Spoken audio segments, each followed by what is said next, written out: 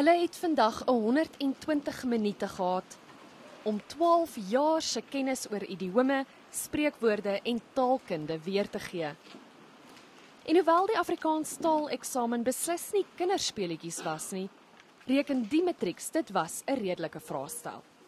Vir my was heel maklik die opsomming gewees en ek moet sê hier en daar 'n vraagie by die begripstoets was ek nie heeltemal seker wat hulle wou gehad het nie, maar op die ou en het ek vir hulle die langste moontlike antwoord gegee. Party kinders sê altyd, jy weet, Afrikaans as jy hom kan praat, kan jy hom skryf ook. Jy hoef nie te leer vir dit nie, maar ek glo, jy weet, as jy deur jou taal gewerk het en weet hard gewerk het en geleer het en so glo ek, jy weet, kon jy weet heel goed beantwoord.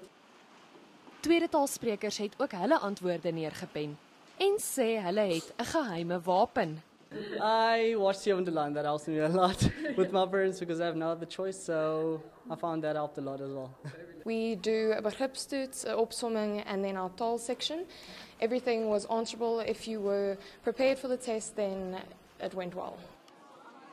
Ander het wyse raad vir hulle mede-matrieks. Om vir jou studierooster op te stel help nogal baie. Sorg dat jy genoeg oefeninge in kry en oefen genoeg vraestelle deeltyd. Ontspan net. Wees net rustig, het my deel deur die jaar gedoen. Wees net rustig, God sal jou deur dit help ook.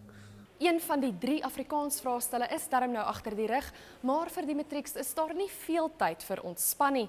Daar lê nog 'n hele paar tawwe ure voor agter hierdie lessenaars en hulle skryf oormôre en maandag onderskeidelik algebra en meetkunde. Danielle van Heerden, Unies, Kreursdorp.